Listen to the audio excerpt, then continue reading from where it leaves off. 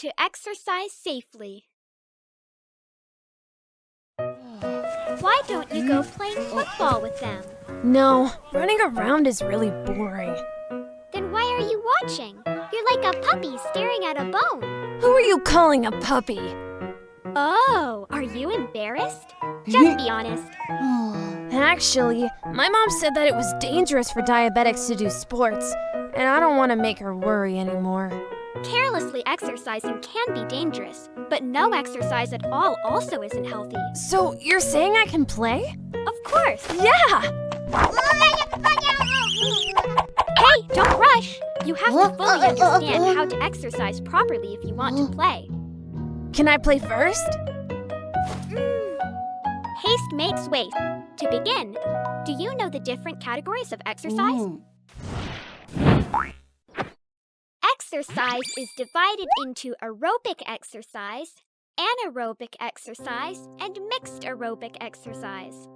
For most people, low-intensity cardiorespiratory endurance training like walking, jogging, swimming, and biking is aerobic exercise, while high-intensity resistance training such as jumping, weightlifting, squatting, and bench pressing is anaerobic exercise. Mixed aerobic exercise is basic aerobic exercise interspersed with short-term high-intensity anaerobic exercise. This includes sports like football and basketball. Does that have anything to do with me playing football? Sure it does. Normally, after 30 to 40 minutes aerobic exercise, blood sugar will drop. After 15 to 20 minutes anaerobic exercise, your body will produce lots of hormones that will raise your blood sugar level. When the exercise is more intense, blood sugar increases earlier and faster. But in practice, the effects of aerobic and anaerobic exercises differ from person to person.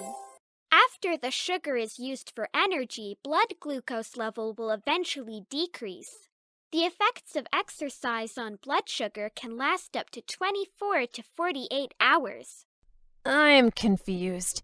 I'm almost out of my mind just by listening. So complicated. I'd better not to do so. It's not like you to just give up on a challenge.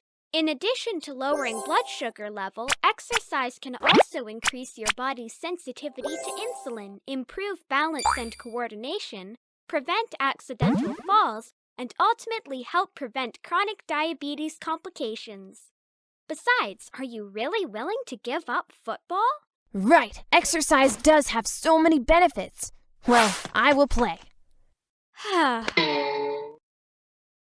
However, exercising carelessly can also cause big problems. For example, diabetic patients who have experienced severe hypoglycemia or ketosis are not suitable for long-term or high-intensity exercise on the day of an occurrence.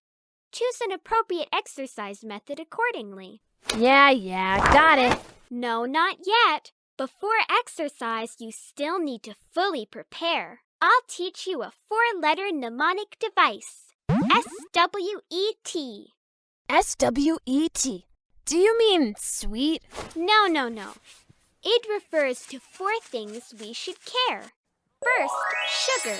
Monitor blood sugar before and after exercise. If blood sugar is above 15 millimole per liter or below 5 millimole per liter, you're not suitable for immediate exercise.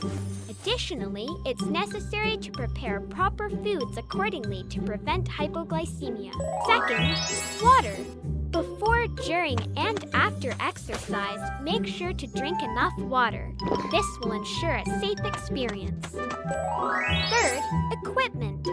Check your sports equipment, including glucometer, test strips, flexible footwear, and breathable clothes. Fourth, toes. After exercise, check carefully for damage or foreign objects on the soles of your feet, and check if you have balance issues.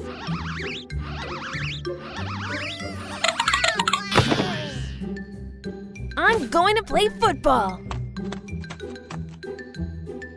Wait, let me go with you. I'll monitor your blood sugar in real time.